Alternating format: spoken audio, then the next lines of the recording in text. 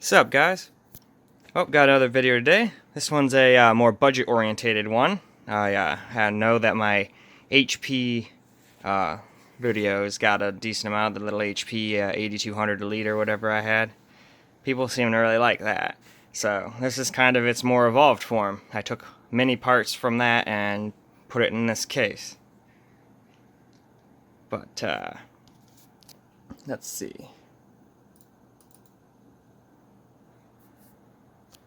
The case is a Deepcool Tesseract. I got that off a guy on Craigslist for like 15 bucks. Had to go pick it up, but no big deal. These cool fans here are called uphere fans. I got them off Amazon. There's a 3-pack. There's a 3-pack for $13.99, and I thought they looked pretty awesome. And then we got one more on the back here. And then I've got one non-LED fan up there that I had lying around. It's just a normal little fan off of some old computer case I used to have lying around. So we got 4 fans. Let's see. For a CPU, I took the i7-2700, and then I put it in a what was it? Oh yeah, an MSI P67A-C43. And I overclocked it to 4 GHz on all cores and 4.3 GHz on a couple cores. And that cat really wants to eat the cords back there, so I gotta keep shooing her away. Anyway, back to the actual stuff. Back to the video at hand here. For RAM, we went with Team Group. I got 16 gigs of 1333 megahertz RAM, and then when I overclocked the CPU, it automatically overclocked the RAM up to I overclocked the RAM to 1600, and then with the overclock to the CPU, it went up to 1653, because since this is a locked processor, you can only overclock with the bus, so, or BLK or whatever it is. No. No, no, no. No. No. Here, play with this shoe. Anyway. Sorry about that. Cat is not making this easy, but I feel bad just locking her out of the room just to make a video. Anyway, for hard drives and SSDs, we got an Intel 120 gig. I got that for like 12 bucks off eBay. Then I got a Western Digital 650 Blue out of a random trash computer I found on the side of the road one day. And then I got another $25 Western Digital 2TB enterprise drive for like 25 bucks. Then I got a refurbished PSU from EVGA. It's a 650 watt gold. That was like 28 bucks or something like that. And then Windows 10 Pro, I got that off SCD Keys for like $10. It was like 10 or 15, something like that. And then for the CPU cooler, I got a used Cooler Master 212 for 10. And I think that's about it for the specs. Oh wait, no, most importantly, I got an XFX RX 580 GTS Black Edition, which is a pretty awesome 580. I got that for 140 bucks off eBay. It's almost guaranteed to be an X mining card, but hopefully it'll keep living. Even if it doesn't, I'd have to buy like 3 of them to make up for one new one, so I don't think I'm going to be that unlucky.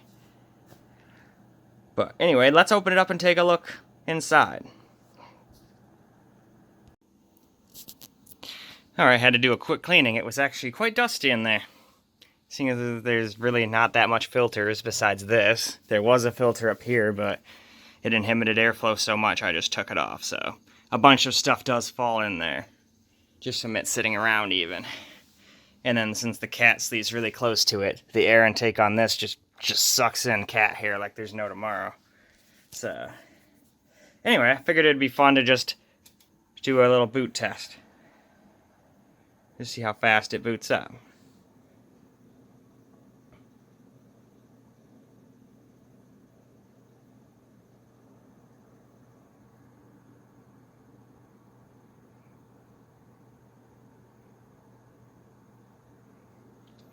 Alright.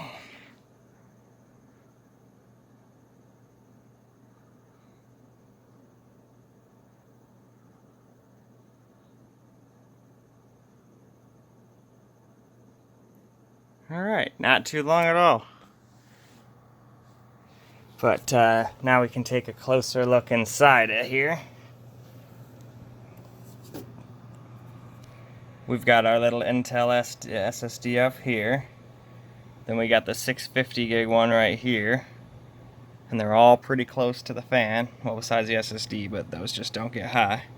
And then I just kind of have that Velcroed to the bottom since I couldn't find, or since the guy didn't have any of the, whatchamacallit, he just had this for the, and this one. He didn't have any of the other toolless drive bays. And there's the GPU. Kind of got a carbon fiber look to it. There's the RAM. There's the cooler master, CPU cooler. There's the EVGA power supply. It's fully modular, which is nice. So I didn't have to go hiding a bunch of useless cables. Let's see here. Get a better look at the bottom. Here's the bottom of the GPU. And there's the rest of the the rest of the PCI slots. Some extra SATAs under there. But alright, I'm gonna get the side panel back on there, and then let's try to run a couple benchmarks. Alright, well, here's what it scored. Got 12,195, 10,018 for a physics with 31.81 FPS. For a graphics score, I got 15,963. I just left the card stock because I don't really want to push a card that's been mined on. And then for a combined score, we got 4989. And the only thing that validation warning is because I'm using beta drivers. So it's telling me, hey, we don't approve of those. But, so that's Firestrike. Run a couple others here. Alright. Here's what we got in Cinebench for multi and single core. So let's see, I think I got one more test I can run. So here's what it got in superposition.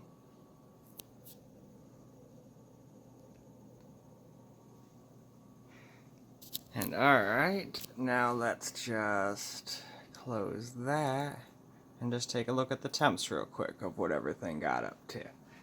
So here's all the voltages. There's the some of the motherboard temperatures. Honestly, don't know what's what there. All the fan RPMs. Here's the CPU temps.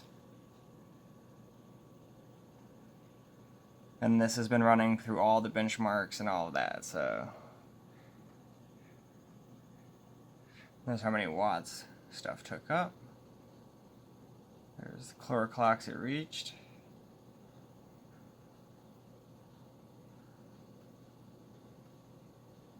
Alright.